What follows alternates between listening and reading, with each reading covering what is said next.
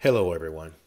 First of all, I want to thank you all for your wonderful and supportive comments on all my videos. I've been inundated with questions, and I'd like to answer many of them right now and shed some light on my rather strange musical selection as of late.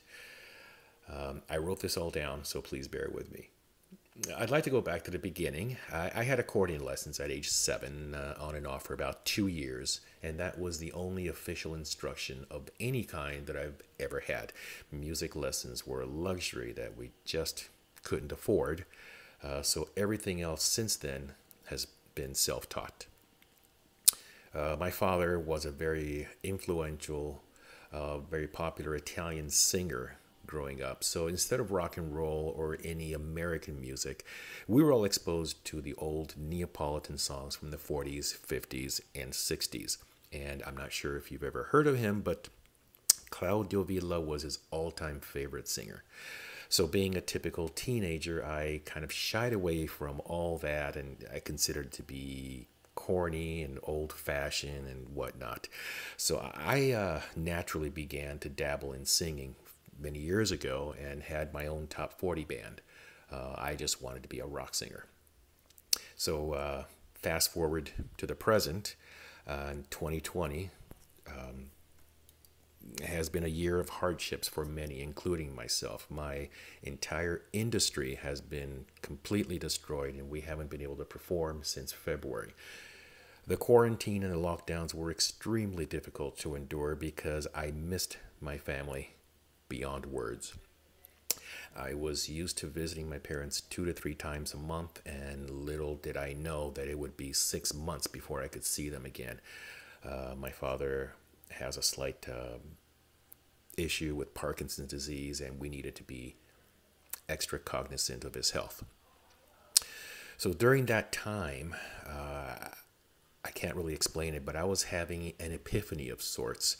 Without any explanation or warning, I was embarking on a journey that would literally make me see things from a different perspective. All of those old classic songs that my dad loved and I considered to be corny and archaic started flooding my mind, literally. Something compelled me to look into them, to understand them, to appreciate them. And in so doing, I was gaining an insight as to what these songs actually meant to my father's generation. I'm not ashamed to admit that I would often get teary eyed when writing down the lyrics to these songs. They spoke of hardships, they spoke of love and sacrifices, and it was becoming more and more clear to me that I needed to reconnect with them. But this was no easy task. You see, I had absolutely zero formal training or guidance in voice. Not to mention that this was way out of my comfort zone. But this weird, uncontrollable need to attempt to sing them overpowered my fears, knowing full well that I would be exposing myself and making me vulnerable to criticism.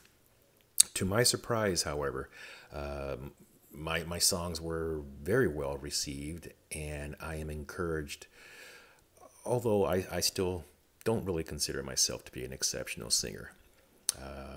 But the countless thousands of comments in the past months from all over the world have proven that things happen for a reason.